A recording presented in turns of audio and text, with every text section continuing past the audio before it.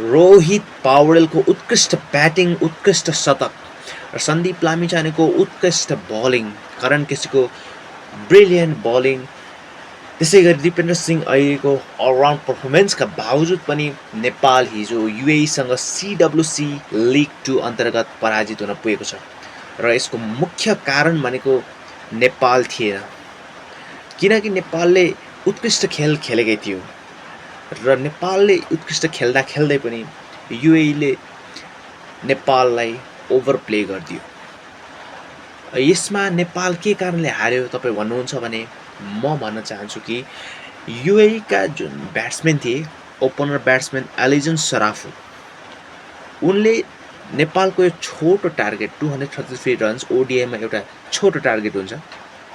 Short target, lace target, यसलाई पछ्याउँदै गर्दा नेपालको बलरहरूलाई अट्याक गर्न थाले। उनले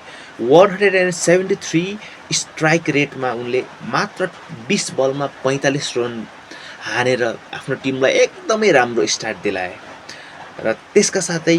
अर्यान शर्मा युएईका विकेट किपरले पनि 100 को स्ट्राइक रेटमा 98 बलमा 98 रन बनाएर आफ्नो टिमलाई एकदमै मजबुत स्थिति, जितको एकदमै मजबुत स्थितिमा यी दुई ब्याट्सम्यानले लिएर गएको हुनाले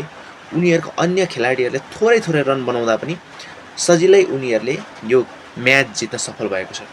यदि यी दुई ब्याट्सम्यानले डिफेन्ड धेरै गरेको भए,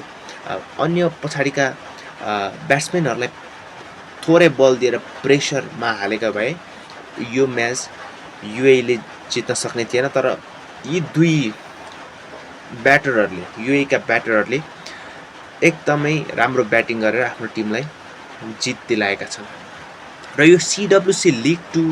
भनेको के हो, यदि तपाईँलाई यसबारेमा जान्न मन छ भने म एउटा फुल डिटेल भिडियो तपाईँहरूको समक्ष लिएर आउनेछु